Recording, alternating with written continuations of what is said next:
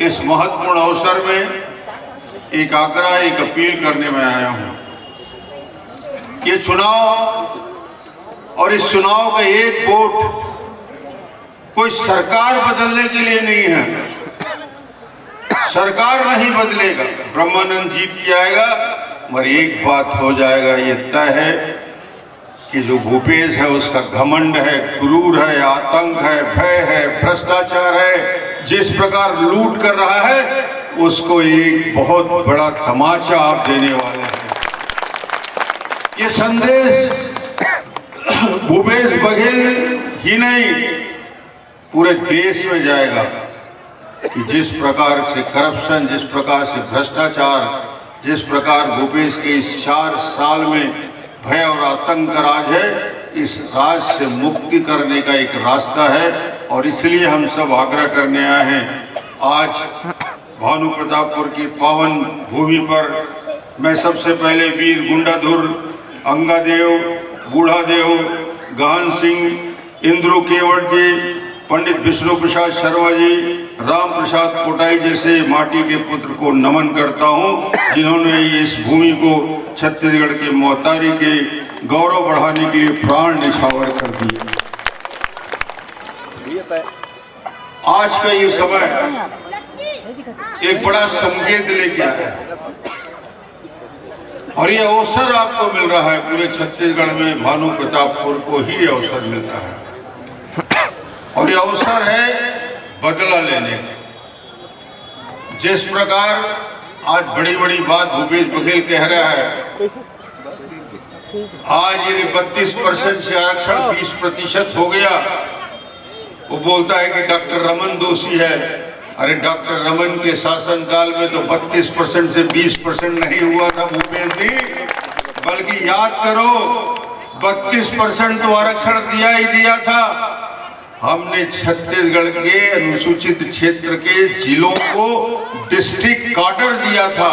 हर जिले में भर्ती होती थी, तृतीय और चतुर्थ वर्ग को हमने आरक्षित कर दिया था और 10,000 लोगों की भर्ती किया था। उसको भी कोर्ट में जाके तुम जानबूझकर इसको हार गए हो, ये छत्तीसगढ़ में हमने किया था। आरक्षण के साथ साथ ये जल, जंगल और जमीन की बात करते हैं, बड़े बड़े नाटक दिखाते हैं। कल ही मुझे मालूम हुआ चारामा के आदिवासियों की 70 एकड़ जमीन, जो आदिवासियों की जमीन में रजिस्टर्ड जमीन थी, उसको प्लाटिंग करके लोगों को बेच दिया और भूपेश सरकार ने इस पे कोई कदम नहीं उठाया। पूरे सर्व आदिवासी समाज इसके लिए आंदोलन करता रहा।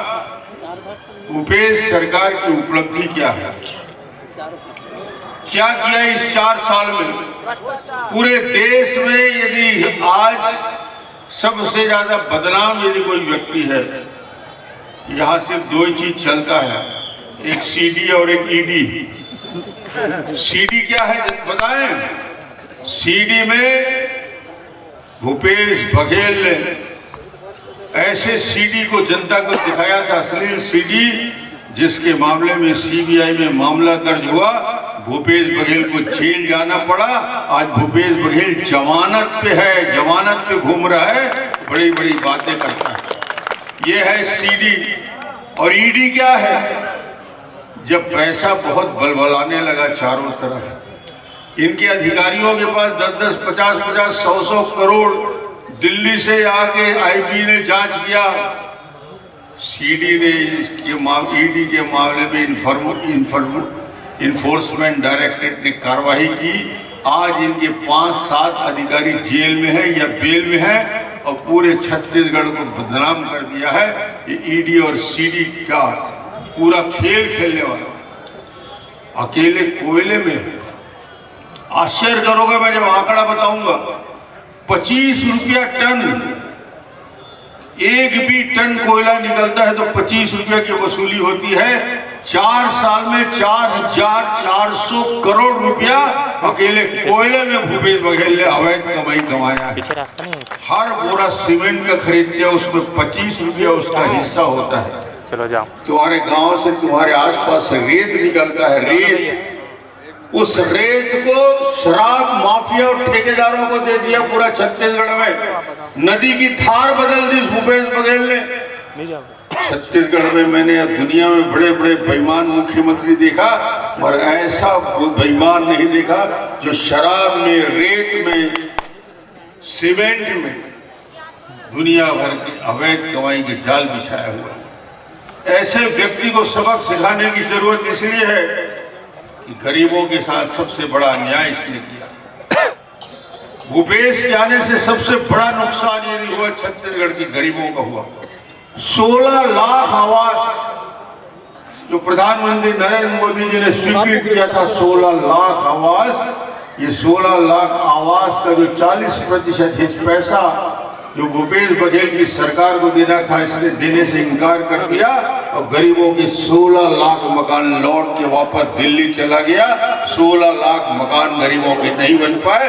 क्या इसका बदला हमको नहीं लेना है? 16 लाख गरीबों की पीड़ा और तकलीफ और राह, और इसका बदला लेने का समय ये चुनाव आया है।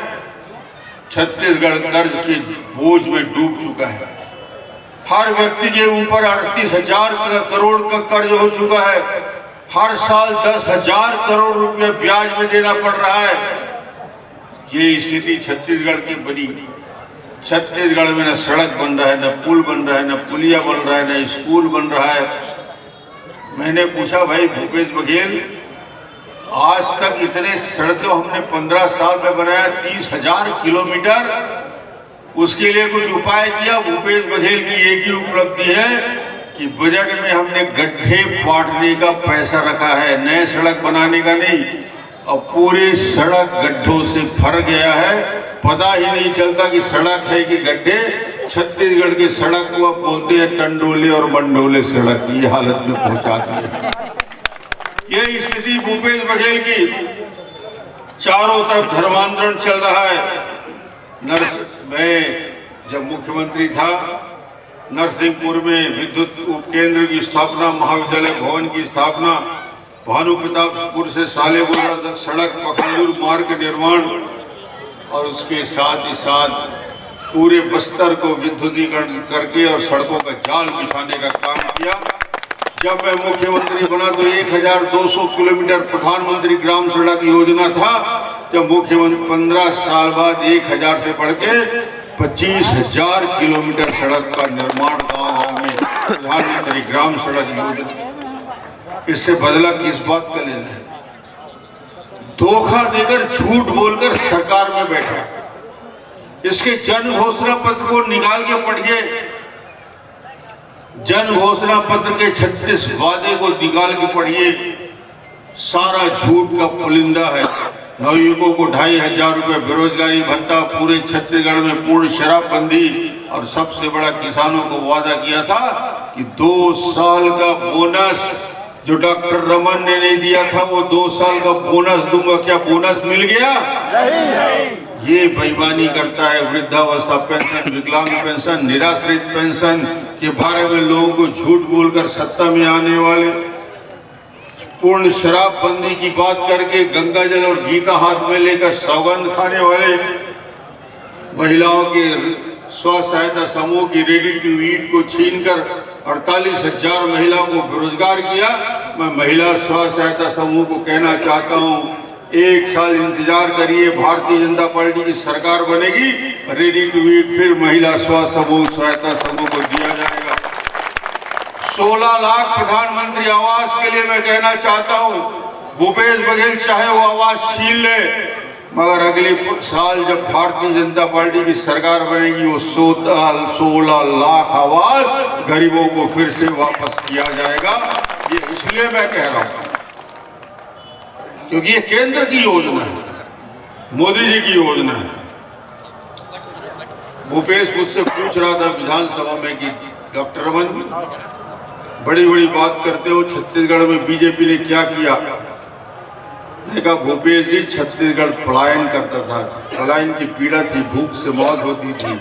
हमने सबसे पहले 1 रुपए किलो चावल देने की योजना शुरू की। गाँव में 70 लाख परिवार, 16% ब्याज दर में सहकारी बैंक से ऋण मिलता था किसानों को, 16%, उसको 0% तक लाने का काम किया। मेडिकल कॉलेज की स्थापना की, स्कूल किए, 30,000 से 60,000 स्कूल किए। इतनी सारी बातें हैं कि अभी चुनाव में मैं बार बार आऊंगा, आपको बताऊंगा। मुझे तो एक किस्सा याद आता है। मंडावी जी जब भाषण देते हैं तो इतना किस्सा कहानी बता देते हैं कि हम लोग भी कोई न कोई किस्सा याद आ जाता है। तो मोहन मंडावी जितना बता रहे थे तो उसी में से एक किस्सा मेरे को याद आया जो भूपेश बघेल के लिए 100% सही है। वो किस्सा है, एक साधु के पास एक चूहिया थी, मुसवा। चूहिया जानते हो नहीं? मुसवा पाले रही। वो मुसवा उखर कुटी के आसपास घूमत रहे, दाल भात खाए और घूमत रहे। वो कुटिया के बाहर जाने लगी से मुसवा, तो बिलई और हपके पर दौड़ी। फिर वो मुसवा बिलई आते, महाराज मैं किसे बोला बिलई बना दे महाराज, तो बोला गंगा जल छिड़क के थे बिलई बन जाते। बिलई बन जाते तो गांव भर घूमन लगते, कुकुर हपके पर दौड़ाते। फिर आगे कैसे महाराज बोले कुकुर बना दे, गंगा जल छिड़क के कैसे थे कुकुर बन जा भाई। कुकुर बन के जंगल भूमि पर जाने लगी, तो भगवत दौड़ते हपके पर। तो कैसे महाराज बोल भगवा बना दे। महाराज तो महाराज जी से गंगा जल हाथ में लिस और गैस के भगवा बन जा भाई। भगवा जैसे ही बनते महाराज डर दौड़ते, अब तोला खाऊं महाराज। ये मुसवा की हालत ऐसे हो गई, भगवा बन गई। पूरा छत्तीसगढ़ लूटा थे, पूरा छत्तीसगढ़ लूटा थे और तुहिल हपका थे। तुहरे वोट जैसे जिन कमंडल में जल छिड़क के बोला मुसवा ले भगवा बना दे। अब चुनाव आने वाला है 5 तारीख के, हाथ में गंगा जल लेके बटन कमल के बटन ला दबाओ और बोलो पुनः मुस्का बनाओ, भगवान फिर मुसवा बन जाए। पक्की बात है। ताली बजा के दोनों हाथ समर्थन करिए। ब्रह्मानंद निदान जी को प्रचंड बहुमत के साथ विजयी बनाना है। बाकी किस्सा कहानी फिर हम बताऊं। धन्यवाद। बहुत बहुत धन्यवाद आदरणीय डॉक्टर साहब। आप सभी